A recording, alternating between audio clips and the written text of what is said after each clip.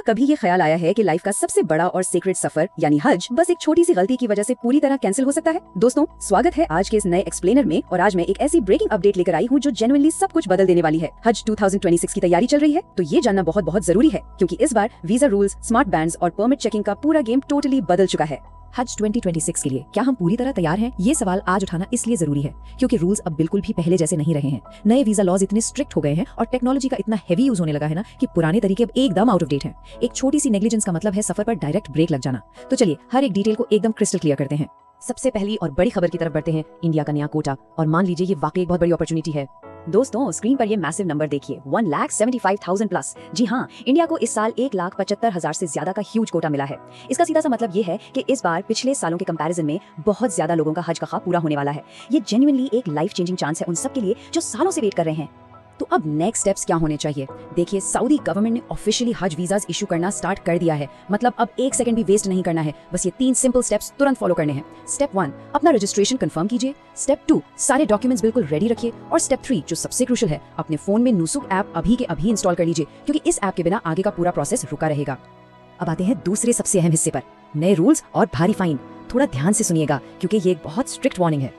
खुशखबरी तो मिल गई, लेकिन अब जो मैं बताने वाला हूँ वो बेहद सीरियस है। मक्का में एंट्री को लेकर नए रूल्स अब पूरी तरह स्ट्रिक्ट हैं। जो चीजें अलाउड है वो सिर्फ और सिर्फ ऑफिशियल हज पैकेज और अप्रूव्ड वीजा है। बैंड क्या है? उम्रा वीजा और विजिट वीजा पूरी तरह से स्ट्रिक्टली बैंड है हज के टाइम पर। सऊदी गवर्नमेंट ने बिल्कुल साफ कर दिया है कि बिना ऑफिशियल हज परमिट के मक्का की बाउंड्रीज में एंट्री लिटरली इम्पॉसिबल है। और सबसे क्रूशियल पॉइंट ये है, अगर किसी ने भी उम्रा या विजिट वीजा पर इलीगल तरीके से हज करने की कोशिश की तो इसके कॉन्सिक्वेंसेज बहुत बुरे होंगे। हैवी फाइन्स लगाएंगे और डायरेक्ट डिपोर्टेशन कर दिया जाएगा, यानी सीधा वापस भेज दिया जाएगा।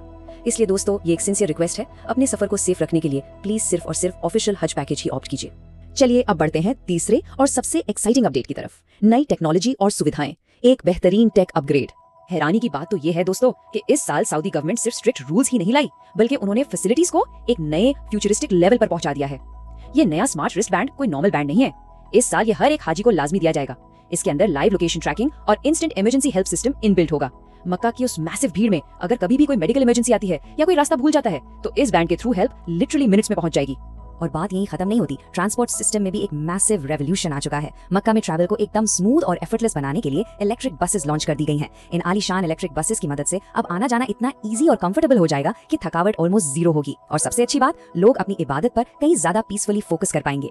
तो दोस्तों, ये थी हज 2026 की सबसे अर्जेंट और ब्रेकिंग अपडेट्स। अब एक बड़ा सवाल जो सोचने पर मजबूर करता है, सऊदी के इन स्ट्रिक्ट नए रूल्स पर क्या राय बनती है? क्या इतने हेवी फाइन्स और स्ट्रिक्ट पॉलिसीज आने वाली इतनी बड़ी भीड़ को सेफ रखने के लिए एब्सोल्युटली जरूरी थे?